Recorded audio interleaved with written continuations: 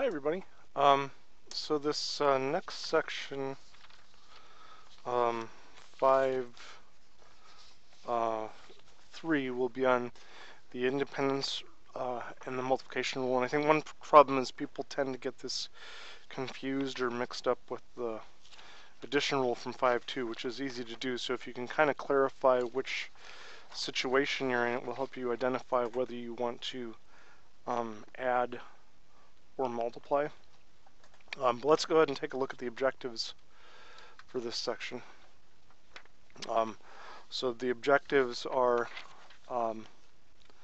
to identify independent events, so be able to determine when two events are independent. Use the multiplication rule once you've identified that you have independent events, and compute what are known as at least probabilities.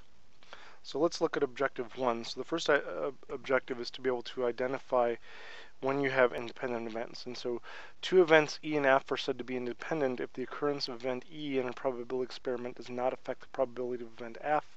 And then two events are dependent if the probability of one outcome causes an effect on the other. So an example of independent events would be if you roll two dice. You know, the number that comes up on the first dice normally doesn't have an effect on the number that comes up on the second dice, right? I mean, even if they hit each other when you're rolling them on the table, you know, that's so random and hard to determine that you can basically assume that the events are independent. Now, an example of an event that would not be independent would be, say, for example, you draw a card from a 52 deck, and then you do not replace the card in the deck, right? So once you've drawn that card out, you can't draw it again, and there's also fewer cards in the deck, so that will have an effect on the probability of the remaining cards. We'll maybe do some examples here later on, but so let's try to identify some events that are independent or not. I think I talked about some of these already, but suppose you draw a card from a standard 52 deck, and then you roll a die. So the events draw a heart and roll an even number are independent, right? Because the number that you pick from the card should not affect the roll of the dice. Suppose two 40-year-old women who live in the United States are randomly selected. The events one woman survives a year and the second woman survives a year are independent, right? So assuming that they're not, you know, they aren't roommates or something like that. And you know, you have to kind of use your common sense in this case, and it's not clear to you on an exam or problem whether events are independent or not. I mean, you know, that there's some gray area here. Make sure you ask about that. Suppose that two 40-year-old women who live in the same apartment complex, the event one woman survives the year and woman two survives a year. That, again, there's probably some degree of independence there, but that's more dependent because it's possible that, you know, maybe the buildings has an effect on their lifespans or something like that. So again, it's kind of, you know, I'll try to give you problems where it's pretty cut and dried as far as whether events are independent or not. But it might, you know, in some cases it might be a little bit more difficult to discern that, but I'll try to steer clear of that. But if you have questions about stuff like that in the exam or when you're doing the homework, don't be afraid to ask about that if it's not clear from the problem. So the second objective is to use the multiplication rule once you have independent events. So this is similar to the addition rule, right? So remember, for the addition rule you had the word or in here, and I guess that's the main difference I see between the addition rule and the multiplication rule. Is here you're talking about what's the probability of event E and event happening. Well, if the events are independent of each other, it's just the probability of event E times the probability of event F, right? So if you're drawing a card and rolling a dice, you just take the probability of drawing a heart times the probability of rolling an even number, right, if there's no dependence between them.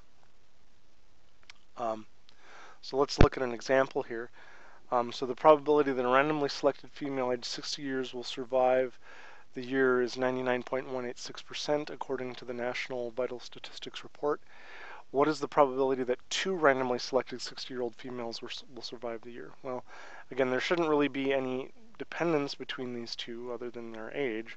So again, you would just multiply the two probabilities together and that would just give you your answer. Right? So there's no immediate reason to think that you know, the survivability of one woman would depend on the other unless they're sisters or, again, they live in the same house or something. Here's another example. Manufacturer of exercise equipment knows that 10% of their products are defective. They also know that only 30% of their customers will actually use the equipment in the first year after it's purchased.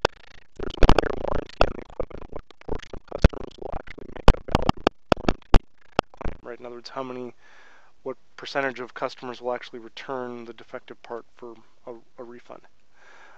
So we can assume that there's independence between the defectiveness of the equipment and the use of the equipment, whether the person uses the equipment or not. So basically just multiply those together, right? So there's only a 3% chance that somebody would return the equipment. Not very high. Again, you can extend the multiplication rule just like we did for the addition rule to more than 2 events, right? So if you have several independent events and you want to figure out the probability of all of them happening, again, you would just multiply the probabilities of each one of those independent events together. And again, remember, this rule is only true for independent events. So just to look at an example here, let's say the probability again that a 60-year-old woman will survive the year is 99.186%. What's the probability that 4 randomly selected 60-year-old females will survive the year, right? That all 4 of them will be alive at the end of the year.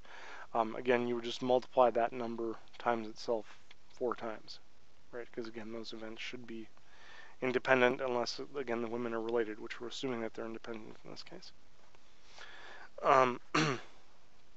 Because they're randomly selected.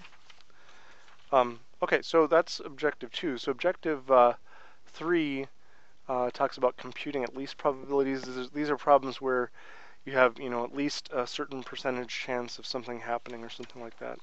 This is pretty straightforward. But let's look at an example here just to show you. So here we're coming back to this report again. And so now the question is, what is the probability that at least 1 of 500 randomly selected 60-year-old females will die during the course of the year, right? So I guess what you could do in this case is you could take, you could try to figure out the probability that 1 would die and then work at it that way. But another way of looking at this is you can say that the probability that at least 1 dies is going to be 100% minus the probability that none of them die, right? Or in other words, that they all survive. Well, we have the statistic for survival, right? The survival rate is 99.186. So just multiply that times itself 500 times, and you should get the answer, right? So it's a little bit easier to sort of use. I guess we're sort of using the complement here to get the answer than to think about it the other way around, right? To figure out what the probability of at least 1 of the randomly selected 60-year-old females dies. That could be a lot of work. Again, there's another way to do that, right? I guess you could take, 1 of the females and calculate the complement of that and multiply by 900 or something like that, or 0.99, 499 times. That might also give you the same answer. But don't forget, you can also do things, again, kind of using this complement technique, or the at least, when you're dealing with at least problems. Okay, so let's summarize the rules of probability here. And this will summarize the material from both of the last couple sections. So remember that the probability of an event happening must be between 0 and 1. The probabilities all have to add up to 1. Right, and this is what we looked in the last section. If events are disjoint, and again, if you're using the word or in here, then you add the probabilities together. If the events are not disjoint, you would subtract the intersection or where they overlap. And then we have the complement rule. And then remember, if events are independent, that's when you multiply. So hopefully it should be clear from the context of the problem whether you're using independent or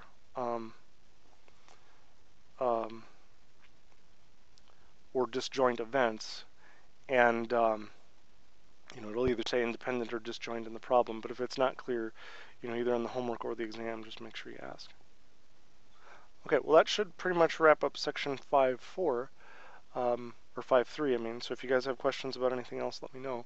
The next section we'll look at is 5.4 on conditional probability and the general multiplication rule. Alright, good luck with the homework. Again, like usual, if you guys have questions, let me know.